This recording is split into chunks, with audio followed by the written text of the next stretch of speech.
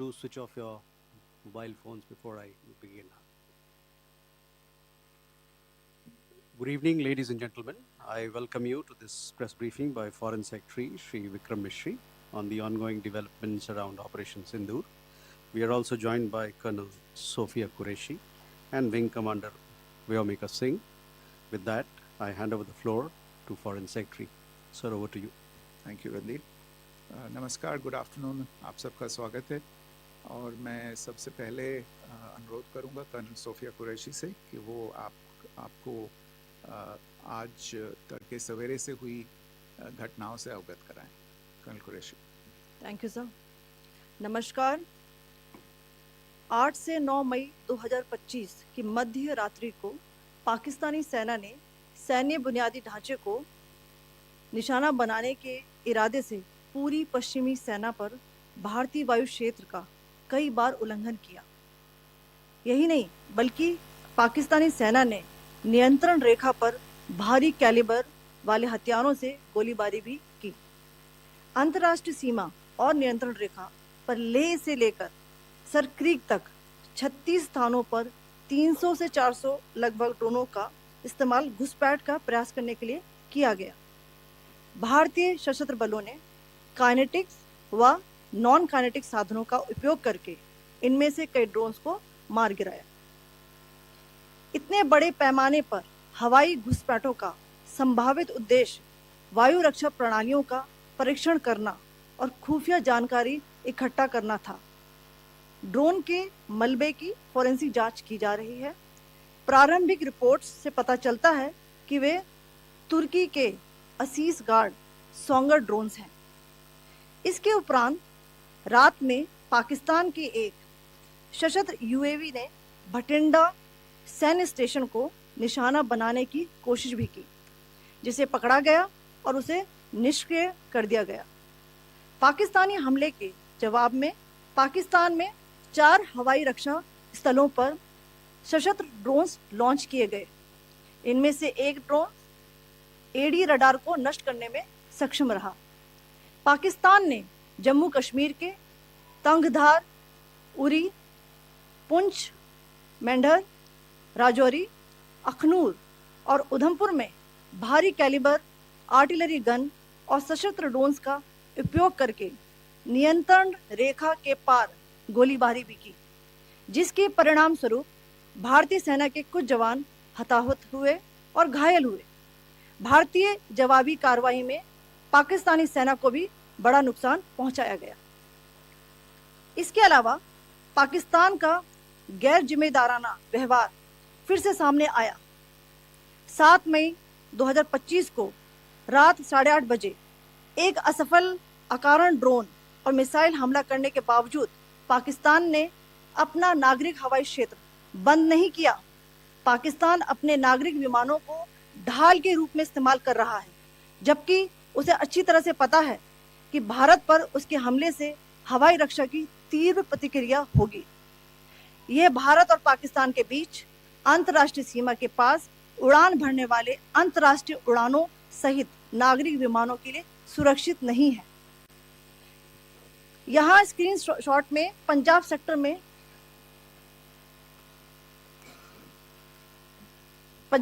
में high air defence alert स्थिति के दौरान एप्लीकेशन फ्लाइट रडार 24 का डेटा दिखाया गया है।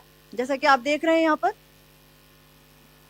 भारतीय पक्ष का हवाई क्षेत्र घोषित बंद के कारण नागरिक हवाई यातायात से पूरी तरह से रहित है। कराची और लाहौर के बीच के हवाई अड्डे मार्ग पर नागरिक एयरलाइंस उड़ान भर रही है। हाई अलर्ट किया गया है विमान फ्लाइनेस एविएशन का एयरबस 320, जैसा कि आप यहाँ देख रहे हैं, जो कि शाम को 5:50 बजे दमम से शुरू हुआ और रात को 9:10 बजे लाहौर में उतरा। ये सारा डिटेल्स आप यहाँ देख रहे हैं, ये डिटेल्स यहाँ लिखा हुआ है। Can you see this?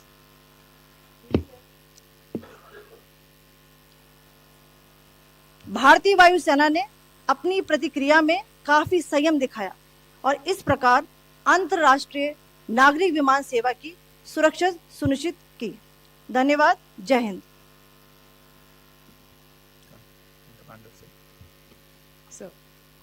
Good afternoon to you all. On the intervening night of 8th 9th May 2025, Pakistan military carry out multiple violations of Indian airspace along the entire western border with an intent to target military infrastructure. Pakistan military also resorted to firing of heavy caliber weapons along the line of control.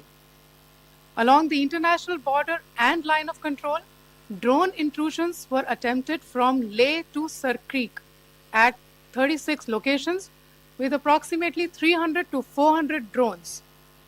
Indian Armed Forces brought down a number of these drones using kinetic and non-kinetic means. The possible purpose of these large-scale aerial intrusions were to test the AD systems and gather intelligence.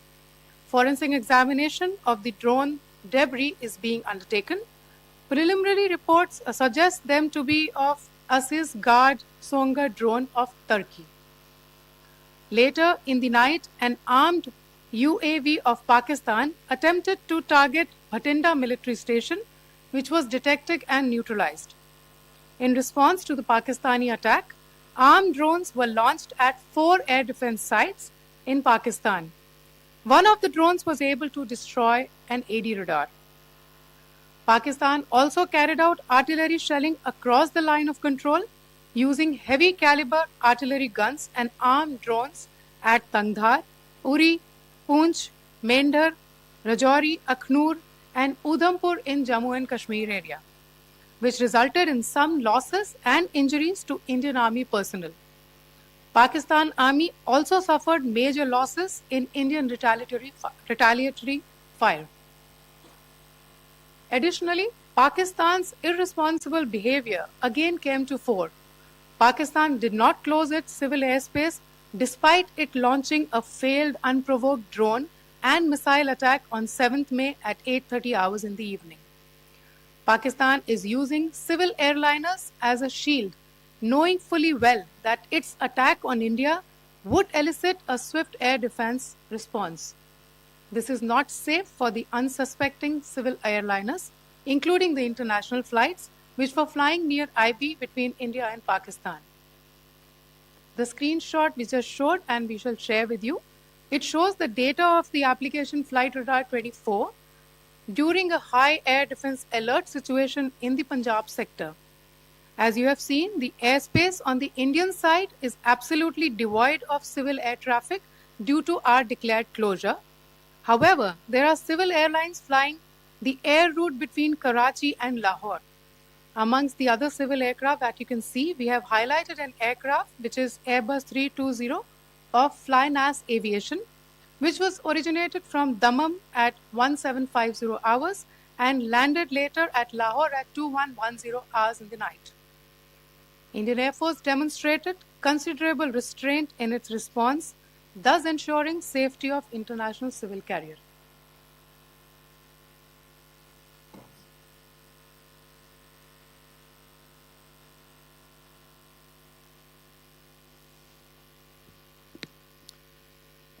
Thank you, Colonel Qureshi, Wing Commander Singh.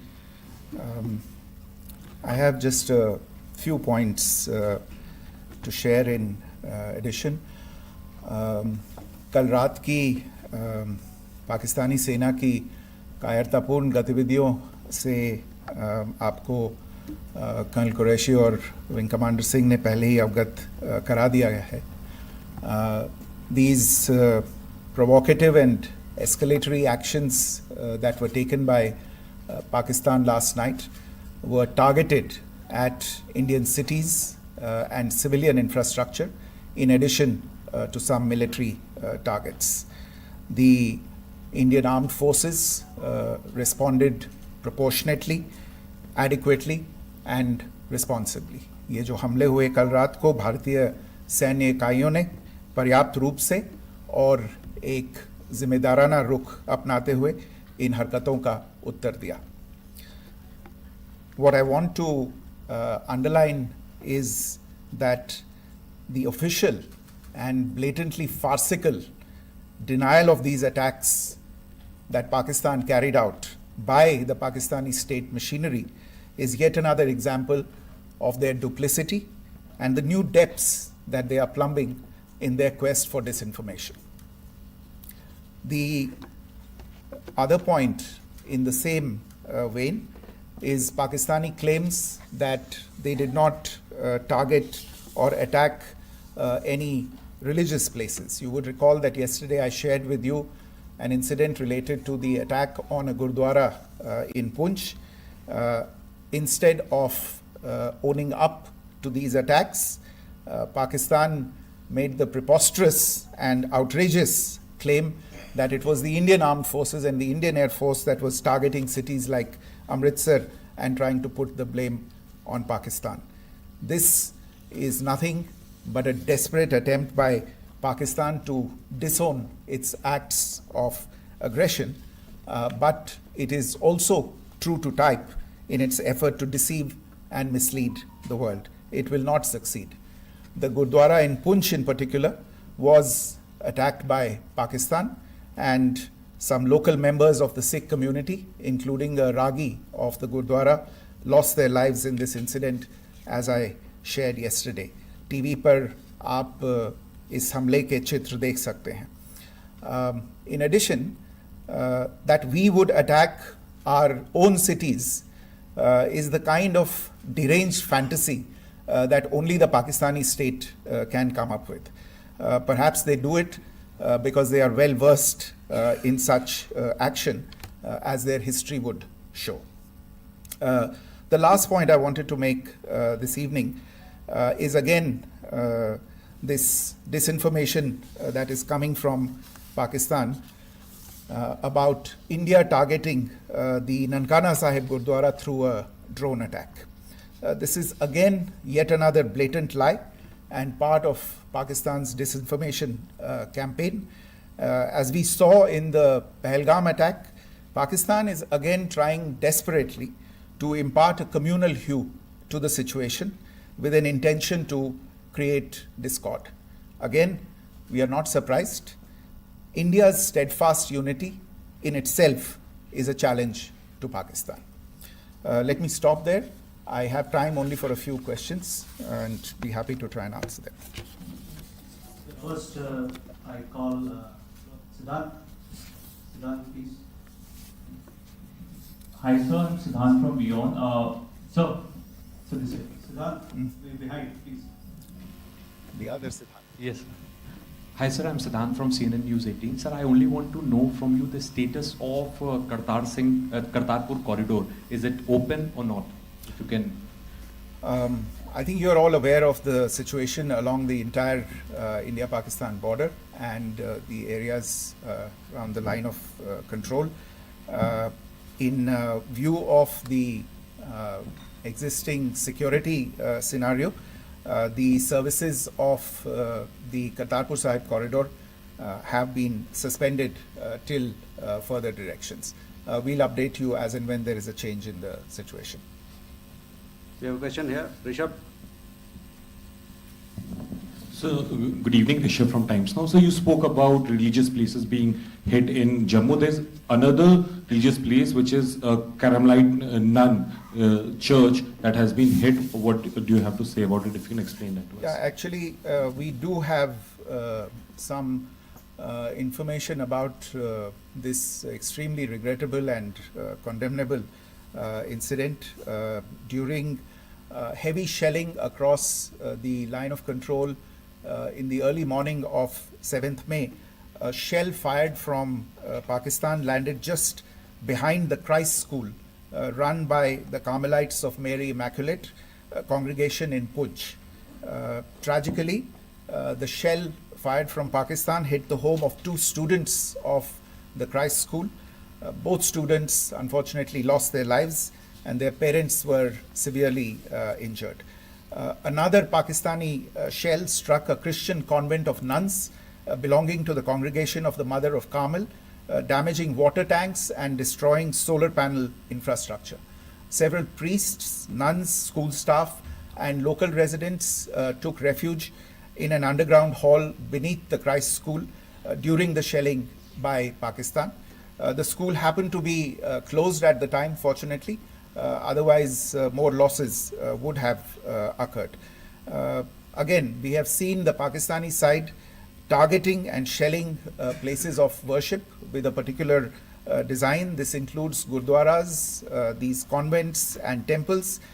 This is a new law even for Pakistan. You have a question here, Pranay? Sir Pranay Upadhyay Amar Ujala से। सर कल आपने इसी podium से पाकिस्तान के IMF bailout को लेकर और इंडस वाटर ट्रीटी को लेकर जो टिप्पणी की थी उसकी पाकिस्तान में काफ़ी तीखी प्रतिक्रिया भी आई और उसके बाद हमने देखा कि पाकिस्तान की तरफ से किस तरीके से लेह से लेकर भुज तक पूरी बॉर्डर के ऊपर जो इन्वेजन था वो किया गया। मौजूदा सिचुएशन के अंदर पाकिस्तान के बेलआउट पैकेज को लेकर और पाकिस्तान के इन अटेम्प्ट्स को लेकर आपका क्या असेसमेंट है? और दूसरा ये भी जानना चाहेंगे कि पाकिस्तान की तरफ से ये जो अटेम्प्ट किया गया था उसका भारत ने अभी तक उस तरीके का कोई जवाब नहीं दिया गया है, तो क्या भारत इसका जवाब देगा जो कार्रवाई हुई है बीते 24 घंटों में? देखिए प्रणय, जहाँ तक इंडस वाटर्स ट्रीटी का सवाल है, मैंने कल विस्तार से उसके बारे में इसकी चर्चा की है। Indus waters treaty is in abeyance and as such I have nothing further to add to the decision that was announced by the Cabinet Committee on Security. जहाँ तक IMF bailout का सवाल है, आपको ज्ञान होगा कि IMF की आज मीटिंग हो रही है। हम वहाँ पे अपना पक्ष रखेंगे और जो हमारा मत है इन चीज़ों को लेके वहाँ पे साझा करेंगे दूसरे मेंबर्स के साथ। ये बोर्ड पे निर्भर है कि वहाँ पे क्या निर्णय होता है। और जहाँ तक जो कार्रवाई हुई है उसका जवाब देने का जो आपने जो प्रश्न उठाया है, जो आज ब्रीफिंग हुई है, जो आपको सूचना मिली है, मैंने भी कहा है कि जो आज सवेरे तड़के सवेरे जो गतिविधियाँ हुई, भारत ने उनका एक जिम्मेदाराना पूर्ण तरीके से और एक पर्याप्त तरीके से उसका जवाब दे दिया है। सिद्धांत? Hi sir, Siddhant from WION. Sir, the External Affairs Minister has spoken to many of his counterparts around the world. Yesterday he spoke to the US Secretary of State Marco Rubio. So what were the key areas of conversations during that call? Yes, the minister had a conversation with the US Secretary of State. As you can imagine, the focus of discussions was the terrorist attack in Pahalgam and the response that India mounted after that on the 7th of May. The Secretary of State shared his thoughts on these developments with the minister. The minister deeply appreciated the US's commitment to work with India in the fight against terrorism, and he also underlined the targeted measures that India had taken in connection with Op Sindoor. The minister also underlined that India would firmly counter any attempts at escalation from there. But in follow-up to that, as you are aware, there have been a number of other conversations. The minister had a conversation with the UK Foreign Secretary, David Lammy, today. There too, the discussion centered around countering terrorism, for which there must be zero tolerance. And I understand just a short while ago, the External Affairs Minister has also spoken to the Foreign Minister of Norway, Espen Barth Eide, which was also focused on recent developments stemming from the terrorist act in Pahalgam. One last question, Sudhi. Sir, Foreign Secretary, thank you for doing this. Sudhi Ranjan from Bloomberg. Foreign Secretary, India had struck Bahawalpur the other day, which is also connected with the murder of one of us, journalist Daniel Pearl. If you could give us an understanding of what exactly are the reports that you're getting. You're right. Bahawalpur is the headquarters of the Jaish-e-Mohammed terrorist group that is proscribed by the United Nations. Its leader, Maulana Masood Azhar, is a proscribed individual. It is, you brought up the connection with the tragic death or killing of Daniel Pearl of the Wall Street Journal.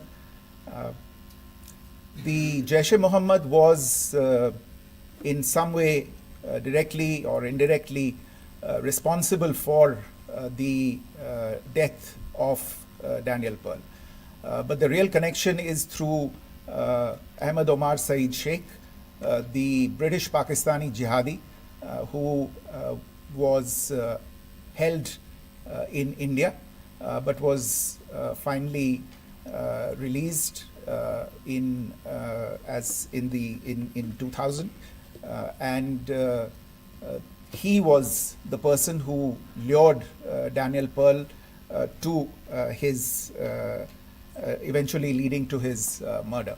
So these are all obviously connected figures, connected individuals, connected institutions, and the attack on Bahawalpur, on that facility of the Jaish-e-Mohammed in Bahawalpur is, I would imagine, a fitting part of this unfortunate incident. Thank you all.